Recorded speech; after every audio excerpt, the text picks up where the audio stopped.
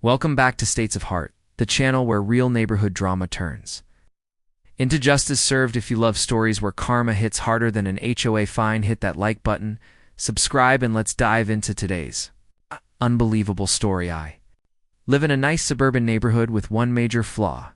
It's ruled by one of the most power-hungry HOA presidents imaginable.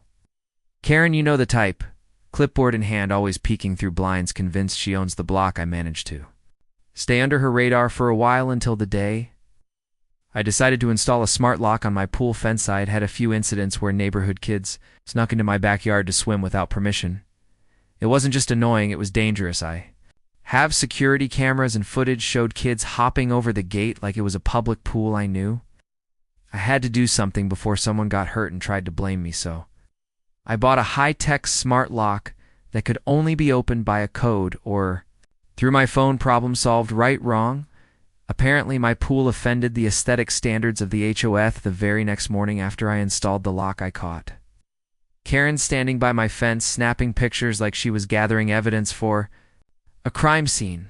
I stepped outside and asked, "Morning, Karen, can I help you with something?" She smiled that fake HOA smile and said, "Oh, I was just making sure your new installation complies with HOA safety regulations." I told her calmly that I'd read the rules. Nothing said I couldn't have a smart lock. In fact, it improved safety. She just huffed and said, "We'll see about that." I should have known that was her battle cry. A few days later, while at work, my phone buzzed with a security alert. Backyard motion detected. I checked the live camera feed and couldn't believe it. There was Karen's teenage son, maybe 16 or 17, trying to climb over my pool fence. He wasn't sneaky about it. He had swim shorts and a towel over his shoulder. I used the two-way speaker on my camera and said, "Hey, you're trespassing.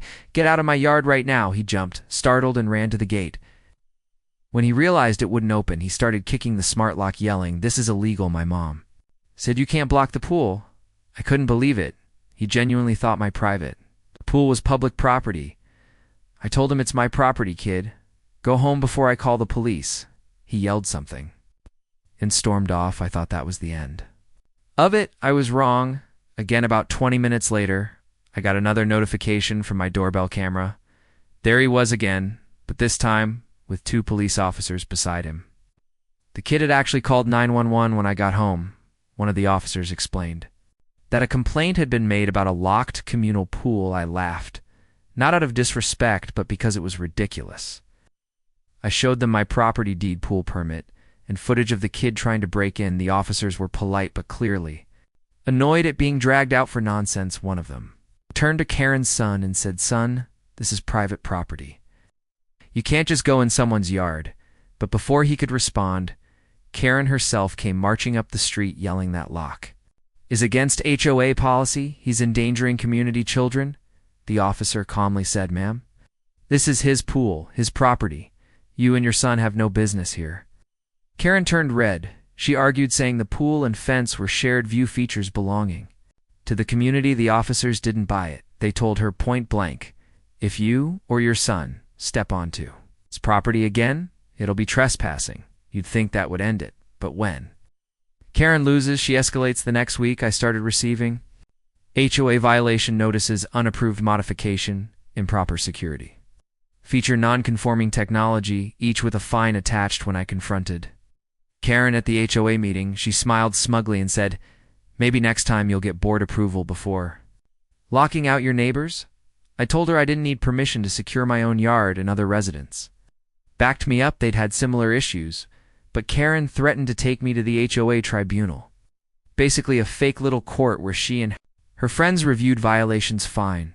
I thought two can play that game. Before the meeting, I gathered everything: camera footage, police reports, property records, even the officer's statement. When the tribunal started, looked confident, surrounded by her board friends. She began with, "Mr. Thompson has installed an unauthorized electronic device that poses a safety hazard." I raised my hand and said, "With all due respect, my unauthorized device is the reason your son didn't drown in my pool." The room went silent. Then I played the footage showing her son trying to jump the fence, yelling about the pool, then the police arriving. Karen went pale. Her son, who was sitting in the back, sank in his seat. One board member muttered, "Karen, you didn't mention that part." Within minutes, the hearing turned into chaos. Other residents Started questioning Karen's leadership, asking why she was harassing homeowners for improving safety. The vote to fine me was withdrawn. One board member even motioned. To review Karen's position as president, she stormed out furious and humiliated. For weeks after that, Karen avoided me, no more notes, photos, or complaints.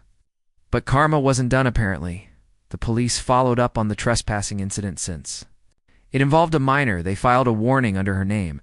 It wasn't a criminal charge, but it went on record a few months later she tried running for re-election as HOA president and lost badly. Most of the community had grown tired of her drama and voted her out. The new president, a calm, fair guy named Martin, scrapped half the unnecessary rules and encouraged smart security. One afternoon, while cleaning my pool, I saw Karen's son walking by. He stopped at the fence looking embarrassed.